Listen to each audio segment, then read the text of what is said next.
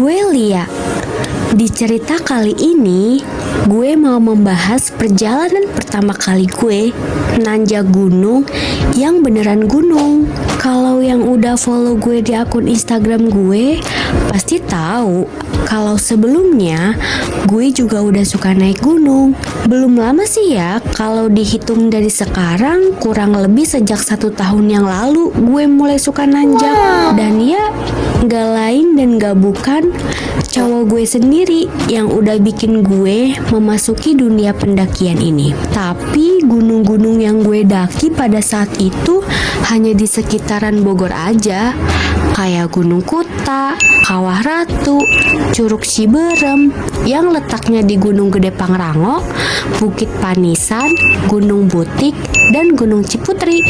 Sebenarnya dari segitu banyaknya, gue belum menuntaskan Seven Summit Gunung Sukamakmur. Beda cerita sih ya sama Bung Fiersa yang sudah menamatkan ekspedisinya Seven Summit Indonesia. Kalau kita mah bisa menuntaskan S3 atau Sindoro Sumbing Slamet juga udah sujud syukur. As soon as possible ya guys. Kalau yang sekarang sih kita cerita tentang pendakian pertama gue ke Gunung Prau aja ya. Kayak yang gue bilang di awal, kenapa gue bilang pertama kali? Karena gunung yang gue taklukan di Bogor itu hanya sekitar 1000-an mdpl dan hanya membawa depek tanpa keril. Dan yap, makanya gue bilang pendakian pertama gue yang bener-bener naik gunung karena gue naik ke gunung yang berada di ketinggian 2565 mdpl dengan membawa keril berukuran 65 liter. Wah, bukan main. Kita mulai cerita kita dari Terminal Pulau Gebang.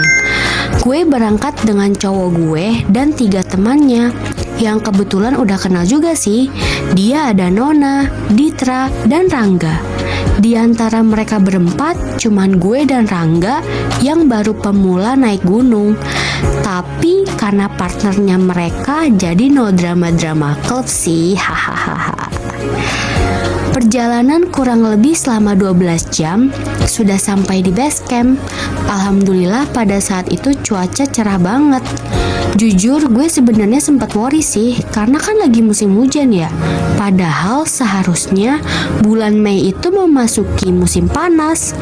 Tapi entahlah, malah dikasih hujan yang gak berhenti-berhenti.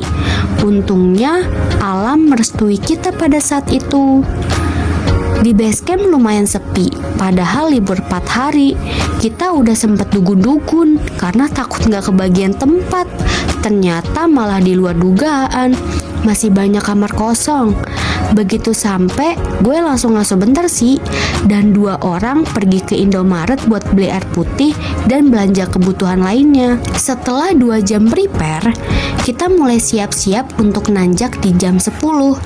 Dengan cuaca yang cerah, kita memulai perjalanan di tanggal 29 Mei 2025. Selama perjalanan, gue dikelilingi dengan pemandangan yang menakjubkan sekaligus haduh-haduh. Karena perahu via Patak Banteng full dikelilingi tangga cuy. Tadinya gue mau naik ojek, cuman di perjalanan perdana ini gue pengen menikmati pemandangannya dulu sambil merasakan sensasinya. Nanti next perjalanan ke gunung selanjutnya baru deh kita naik ojek. Di trek kita full ngobrol dan bercanda, bikin gak berasa tahu-tahu udah di pos 1 aja. Dan di sana kita istirahat sekitar 10 menit.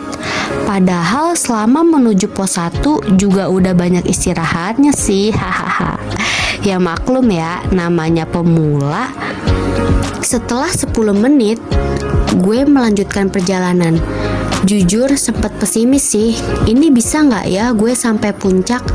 Karena pundak gue sakit banget.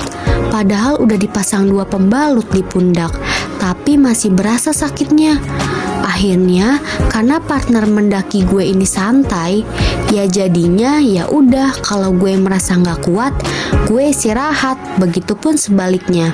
Intinya satu berhenti, semua berhenti. Anjay. Anjay. Masih berjalan untuk menuju ke pos 2, kita melihat ada warung dan memutuskan untuk berhenti selama kurang lebih 20 menit untuk makan gorengan dan buah-buahan. Karena gue dan yang lain berasal dari kota, sempet shock ngeliat harga makanannya yang sangat amat murah. Biasanya kalau harga makanan di kota, apalagi di trek pendakian bisa sangat mahal. Tapi di sini sih anti mahal-mahal klub ya. Makanya kita semua betah di sini. Nikmat mana lagi yang kau dustakan? Setelah puas makan, gue kembali melanjutkan perjalanan menuju pos 2. Baru juga istirahat lama, udah capek lagi. Ya beginilah kalau naik gunung. Makanya ngapain coba naik gunung? Gak enak, capek, jalanan nanjak, belum lagi akar-akarnya. Ih, gak enak deh, enakan di rumah, rebahan.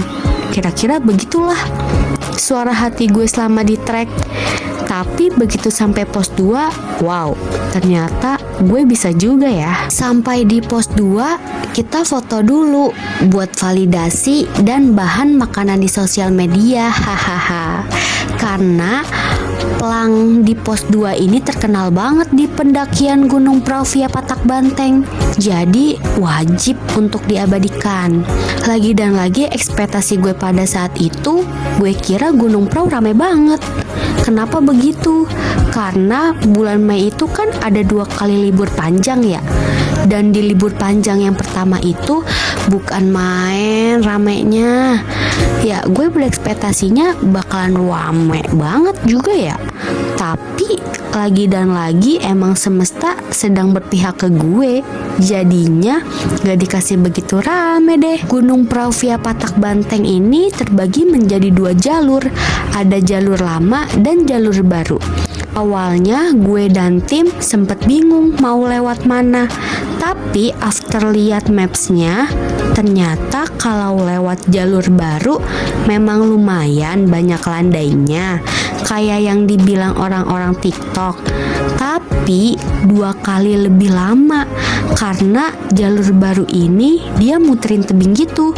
Alhasil gue dan yang lain memutuskan untuk berangkatnya jalur lama dan turunnya jalur baru. Perjalanan yang sesungguhnya pun dimulai.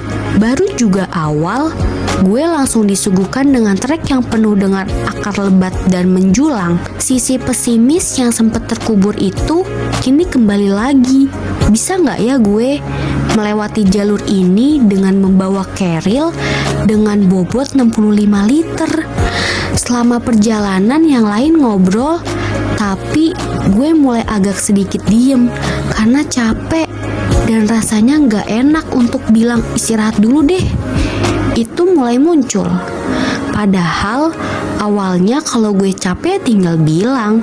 Tapi ya udah, daripada gue kenapa-napa dan tetap maksain aslinya gue udah ampun-ampunan, akhirnya gue bilang. Untung teman gue satu lagi yang pemula juga, dia banyak istirahatnya. Jadi ya gue nggak ngerasa bersalah sendirian. Akhirnya nyampe di pos 3, pos cacingan. Sumpah capek banget. Ada-ada aja itu pancing. Tahu ya siapa sih? Benar-benar menguras tenaga. Iya, kadang gitu. Kayak yang kemarin ke Kuta ke Anuman sih. Kena manuk. Berapa menit lagi teh kira-kira teh? Kalau kita dengan cara digigit serat kayak tadi, sejam. Enggak lah, nggak sejam. Gitu basahin pakai ini. Basahin dewek. Sekarang nafasnya Normal sudah sejam mulai tuh dari stabil. bawah tadi.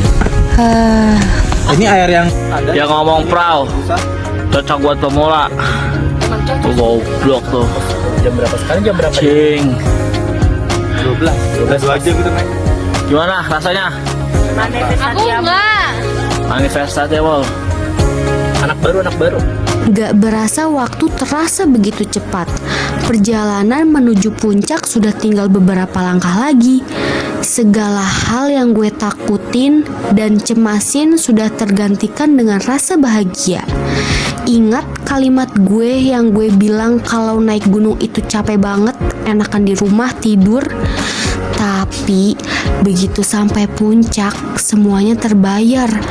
Makanya bagi gue naik gunung itu bagaikan lika-liku perjalanan kehidupan. Jika ingin mencapai puncak yang indah atau akhir yang bahagia, kita harus merasakan sakit dan sulitnya dulu untuk menggapainya. Baru nanti rasa sakit yang dirasakan akan terbayarkan begitu berhasil melaluinya. Sampai puncak gue masih diem karena Dieng dingin banget cuy. Mana pemandangannya juga ketutup kabut. Jadi kayak gue lebih banyak bengong aja sih. Kayak masih gak nyangka gitu deh. Total perjalanan menuju Gunung Prau dari base camp itu sekitar 5 jam. Shock berat gak lu? Padahal normalnya Gunung Prau itu cuma 2 jam. Ya maklum, namanya juga pemula yang masih muda dan penuh ambisi. Wajar aja kalau banyak aduh-aduhnya. Udahan menikmati pemandangan tertutup kabut, gue sama yang lain langsung gelar tenda. Jujur ya, capek banget bejir. Bisa gak sih gelar tendanya nanti aja? Tapi gak bisa gue ngomong gitu, karena ya kita gak deket bejir. Jadi ya udah gue manut ngikutin gelar tenda, meskipun banyak bengong sama ngeliatin aja karena gue kagak paham. Selesai sudah langsung bongkar keril sambil ngaso bentar. Gak bisa lama soalnya perut udah meronta-ronta. Hasilnya gue sama Nona langsung cuci beras dan mengikuti arahan tuan muda Nona. Karena ya gue belum bisa masak. Catat ya guys, belum bisa, bukan gak bisa. Kita masak sambil cerita-cerita. Jujur sih gue banyak diemnya karena mereka berempat cerita yang gue gak tahu. Soalnya kan gue bukan temen yang sohib gitu. Gue gabung sama mereka karena mereka temen laki gue. Jadi ya kalau mereka ketawa, gue bagian ngikut ketawanya aja.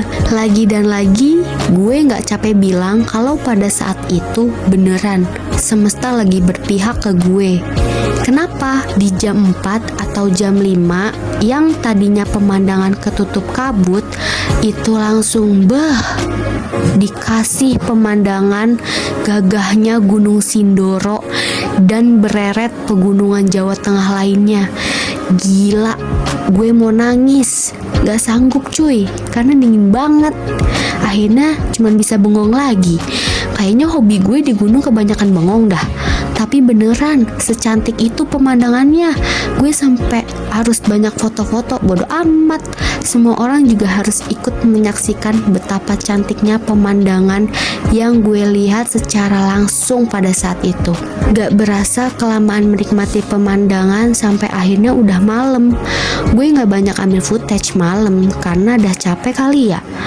Terus bingung aja apa yang mau diambil, orang gelap. Dan waktu malam juga dipakai tidur. Yang tadinya harus makan malam gak jadi karena sekali lagi Dieng dingin banget. Sampai temen gue kena hipo saking dinginnya. Sumpah ya, gue sendiri tuh beberapa kali bilang ke cowok gue, fisik gue tuh kalau soal buat naik gunung kuat, tapi gue cuman gak kuat sama dinginnya. Dan bener aja kan tuh, yang kedinginan gue, yang hipo temen gue. Berarti itu artinya sih gue masih kuat walaupun udah aduh-aduh yang kesekian kalinya. Karena temen gue hipo, akhirnya kita semua bangun untuk masak. Mungkin salah satu faktor dari dia kedinginan ekstrim karena belum makan malam kali ya. Sekarang udah makan bakso di jam 2. Gimana rasanya makan bakso pakai kuah Royco? Mau sambal cuma Jam 2:30 nggak? 2:30. Wah, mantap. Enak banget, sumpah mengalahi bakso Tesno, bakso MM, bakso Jawir. Condong raus. Iya. Senja pun telah tiba. Kami pun bangun untuk menyaksikannya. Dengan udara yang tambah dingin, berdiri dengan takjub, berkali-kali mengucap Masya Allah. Karena senja pada saat itu sangat cantik. Dan pagi itu pun juga rame. Banyak orang TikTok. Pikir gue, mereka kok kuat banget dinginnya ya. Gue aja dalam tenda udah adu-adu. Pastikan kalau ngejar sunrise mereka start pendakian di jam 3 pagi. Keren sih. Balik lagi mengagumi. Seperti yang kalian lihat di video ini aslinya lebih cantik dan gagah. Terlalu keren sampai gue nggak sanggup berucap selain Sindoro Sumbing cantik banget ya Allah. Sambil ngeliat ke langit buat lihat mamah gue, gak nyangka gue deket banget sama mamah gue di langit. Kalau langit bisa gue peluk, udah gue peluk kali saking kangennya gue sama emak gue. Ya udah sih, paling kayak gitu aja. Pokoknya keren banget dah pendakian di Gunung Prau. Sampai pulang kerjaan gue cuman foto, bikin video, foto lagi, foto, dan foto. Makan sebelum turun, ngumpulin sampah, dan bawa pulang sampah, dan udah deh berakhir. Tapi belum, karena after turun gue nggak langsung pulang, tapi nginep dulu di base camp sehari. Dan di base camp pun juga dipakai mandi, makan, istirahat, dan kebesokannya niatnya pengen TikTok ke Bismo, tapi pada tepar, jadinya kita cuma jalan-jalan ke Alfa. Oh iya, fun fact di Dieng itu Alfamart AC-nya mati tahu. Jadi masuk Alfa tuh anget gitu hawanya. Ya biasa ya guys, namanya juga orang Depok yang saban hari panas mulu. Beda cerita, kalau di Dieng di luar dingin, di dalam Alfanya anget. Sorenya cuaca mendung. Kita OTW Terminal Mendolo dalam keadaan hujan dan udah dikelilingi kabut yang tebel. Ya Allah, selama perjalanan gue cuman bisa bilang alhamdulillah pada saat mendaki gue direstuin sama semesta. Gitu aja sih. Semoga setelah ini bisa kembali cerita serunya perjalanan mendaki gunung. Bye bye, see you next video.